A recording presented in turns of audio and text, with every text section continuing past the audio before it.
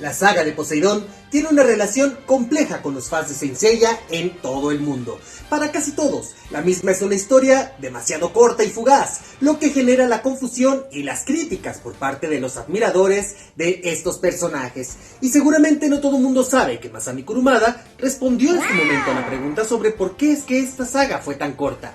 Si quieres conocer esta respuesta, quédate a ver este video en el que les compartiré esa respuesta y algunas otras revelaciones que el maestro dio alrededor de la misma. ¿Me acompañan? ¡Óigame, no! ¡Óigame, no!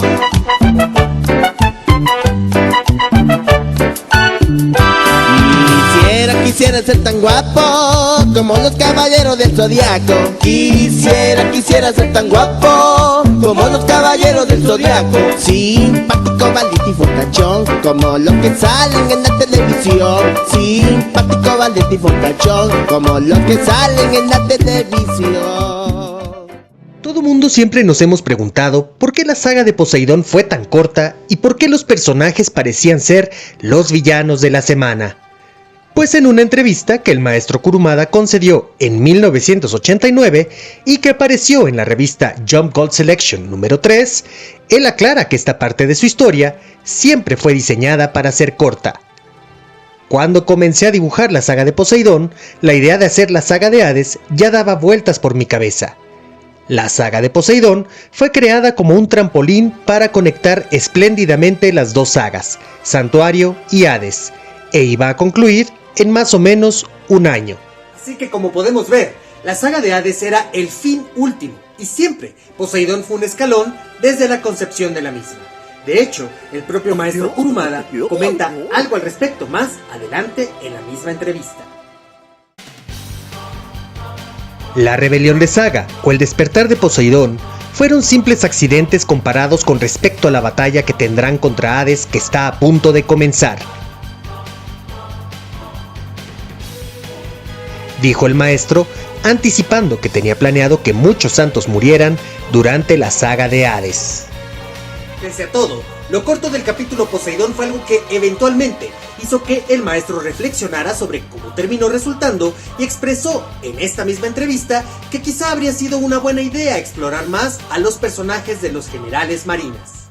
Cuando ya me estaba aproximando a la mitad de la historia, había pensado en un hermoso final al estilo de una película francesa. Todos los generales marinas creían en el poder supremo de Poseidón, pero pese a todo, se trataban de buenas personas. Ahora que lo pienso, creo que hubiera sido bueno haber profundizado más en estos 7 personajes.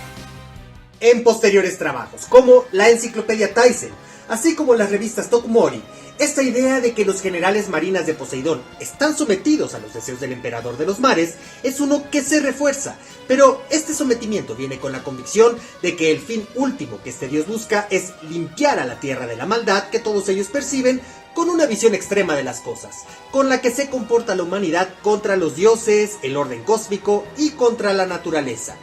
Para ellos, el término de Guerra Santa es uno que es totalmente justificado y completo en su concepción, pues consideran que Atena y sus santos defienden un status quo corrupto que debe de terminar. Claro, de al menos 6 de sus generales marinas, pues hay uno que inició todo este movimiento buscando su propio beneficio, un punto de la trama que no estaba planificado exactamente de esta manera por parte del maestro al ir escribiendo esta historia. ¿Saben a quién me refiero? Pese a todo, la saga de Poseidón sí hizo que el maestro tomara nuevas decisiones sobre los personajes y causó que se anticipara la participación de Kanon, el hermano gemelo de Saga, dentro de la historia que tenía originalmente planificada para que ocurriera más adelante, esto es, hasta la saga de Hades. Al comienzo, pensé en poner a Tetis en el papel de ser quien estuviera detrás del despertar de Poseidón, pero decidí dárselo mejor a Kanon. Yo tenía la intención de hacerlo aparecer en la saga de Hades, pero al buscar meter un giro inesperado dentro de la saga de Poseidón, es que lo convertí en el general del dragón marino. Así pues, de alguna manera, aunque quizá el maestro no profundizó más en los restantes 6 generales marinas, sí tomó la oportunidad para ir dándole a Kanon un trasfondo más grande que lo llevaría a convertirse en uno de los personajes secundarios más importantes del manga clásico de Saint Seiya.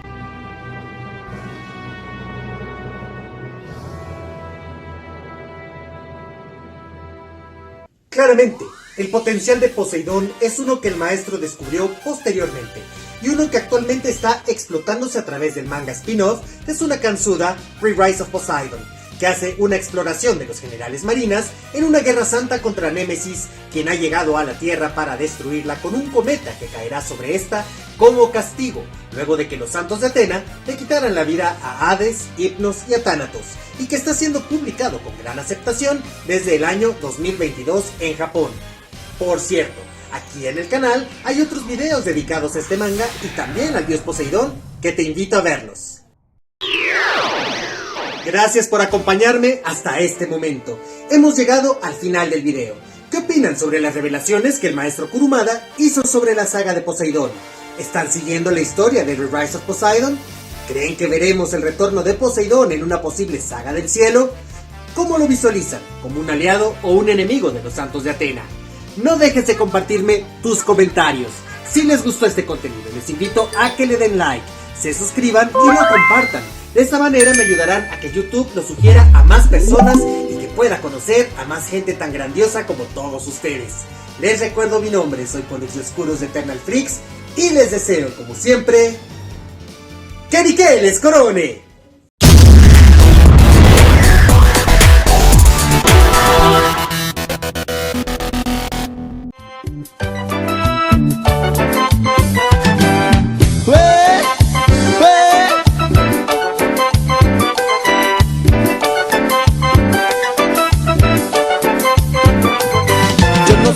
¿Qué tanto les miran a esos caballeros en la televisión? ¿Será que son rete guapos, fuertes y muy machos, los flacos como yo?